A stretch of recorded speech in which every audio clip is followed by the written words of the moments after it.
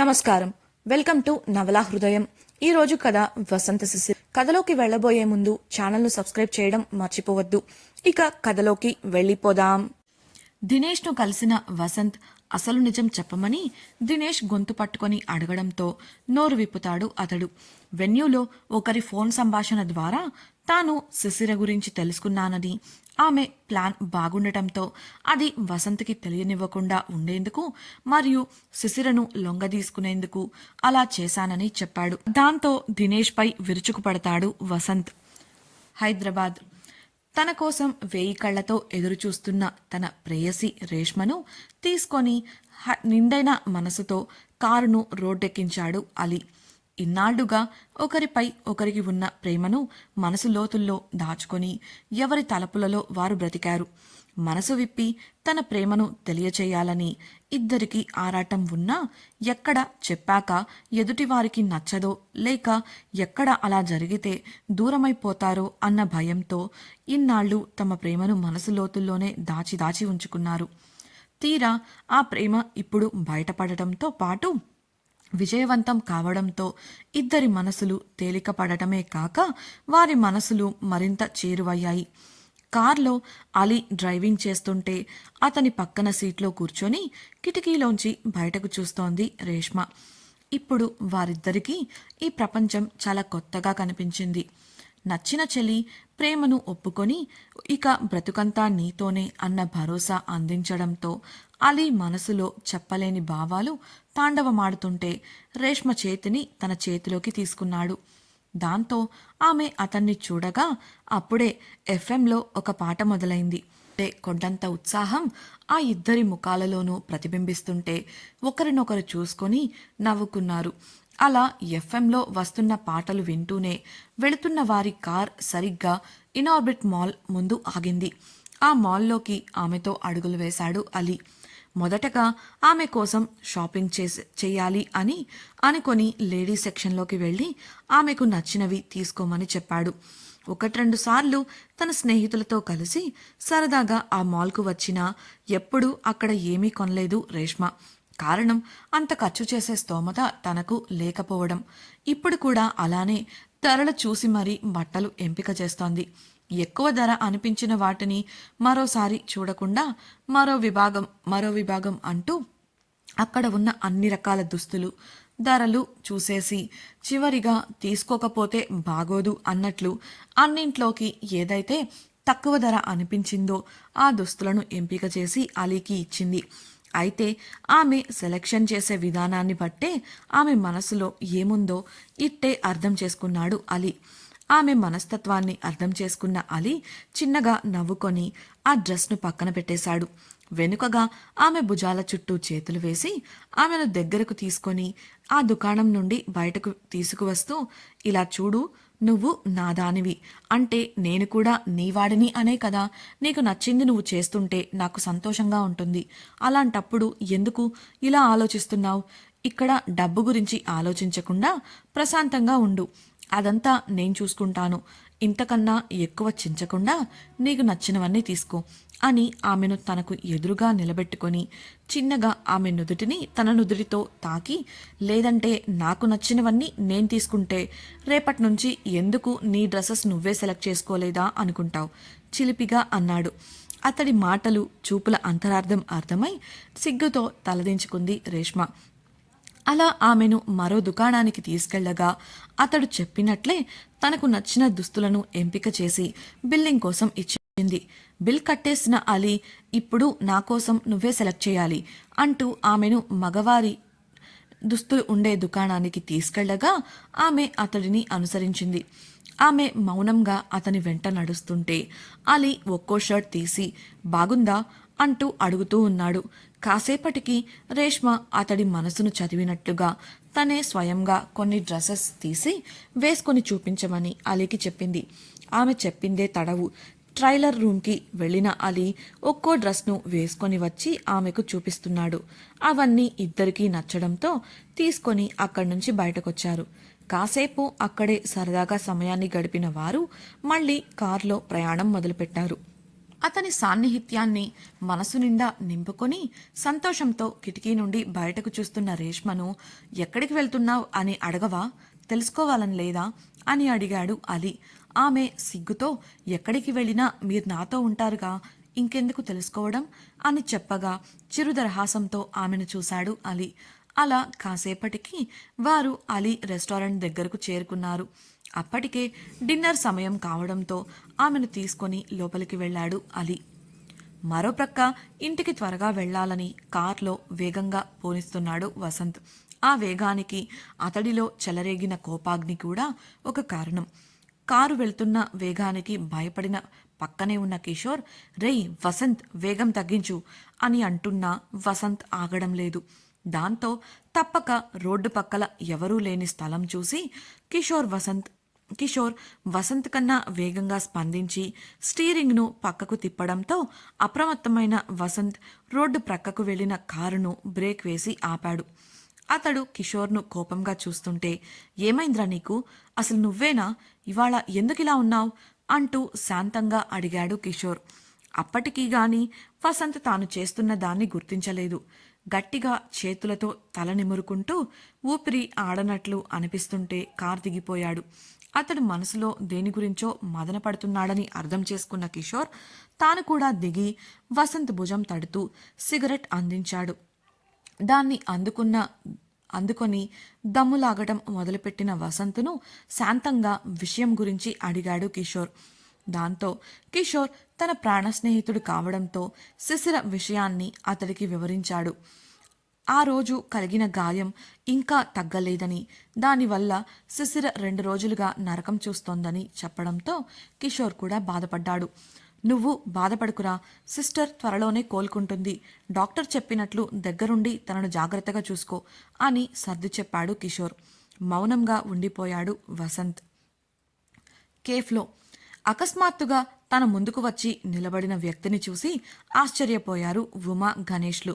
ఉమా అయోమయంగా సౌమ్య గారు అని అనగా, హాయ్ ఉమా, శిశిర ఎక్కడా అని నవ్వుతూ అడిగింది సౌమ్య.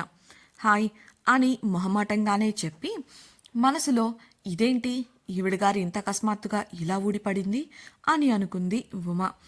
తను అడిగిన ప్రశ్నకు ఉమ సమాధానం ఇవ్వకపోవడంతో, నిన్నే ఉమా, శిశిర ఎక్కడా అంటూ మరోసారి చుట్టూ చూస్తూ ప్రశ్నించింది సౌమ్య. దాంతో తన ఆలోచనల నుండి బయటకు వచ్చిన ఉమ, అంటే సౌమ్య గారు, శిశిర రాలేదు, ఇప్పుడు ప్రిపరేషన్ సెలవులు కదా అని బదులిచ్చింది. అవునా, మరి మీరు కంబైన్ స్టడీస్ చేయరా అడిగిన సౌమ్యకు, అంటే అసలు మా ప్లాన్ అదే, కానీ అనుకోకుండా శిశిరకు హెల్త్ పాడైంది, ఒక 3 రోజులు విశ్రాంతి తీసుకొని వస్తానని చెప్పింది. వాసుగారే దగ్గరుండి ఆమెను చూసుకుంటున్నారట, కావాలని చివరి పదాలను గట్టిగా పలికింది ఉమ. ఆ మాటలు వినడమే సౌమ్య ముఖంలో భావాలు మారిపోయాయి. అది ఉమ గణేష్లు ఇద్దరూ గమనించారు. వెంటనే సాధారణంగా మాట్లాడుతూ, ఆమెకు ఏమైంది సౌమ్య అడగగా, మనకు తెలియనిదా సౌమ్య గారు, ఆడవారి ప్రాబ్లమ్స్, కాకపోతే తనకు నొప్పి విపరీతంగా ఉంటుంది, దాంతో విశ్రాంతి తీసుకోమని చెప్పి దగ్గరుండి వాసుగారే అన్నీ చూసుకుంటున్నారట, ఇంకో 2 రోజుల్లో వస్తుంది అనుకుంటున్నాను, అది కూడా వాసుగారు ఒప్పుకుంటే అని ఉమ చెప్పింది. ఆమె మాటలు చాలా సాధారణంగా ఉన్నప్పటికీ ఆమె కావాలనే పదే పదే వాసు పేరును ఆ సంభాషణలోకి తీసుకొస్తుంది. అసలు సౌమ్య మనసులో ఏం ఉందో తెలుసుకోవాలనేది ఆమె ఆలోచన. ఓ అలాగా, సరే అయితే నేను తర్వాత వస్తాను, బాయ్ అని చెప్పి అక్కడి నుంచి వెనుతిరిగింది సౌమ్య. బాయ్ సౌమ్య గారు ఆమె ముందు నవ్వుతూ చెప్పి ఆమె వెళ్ళిపోగానే, చూస్తాను ఇంకా ఎన్నాళ్ళు ఈ ముసుగులో గుద్దులాట ఆడతావో, అవ్వవ్వవ్వ వెళ్ళిపోతున్న సౌమ్యను చూస్తూ వెక్కిరించింది ఉమ. ఆమె చేసిన పని చూసిన గణేష్ గట్టిగా నవ్వేశాడు. దాంతో ఆమె కూడా నవ్వి ఇక తమ పనిలో పడిపోయారు అందరూ.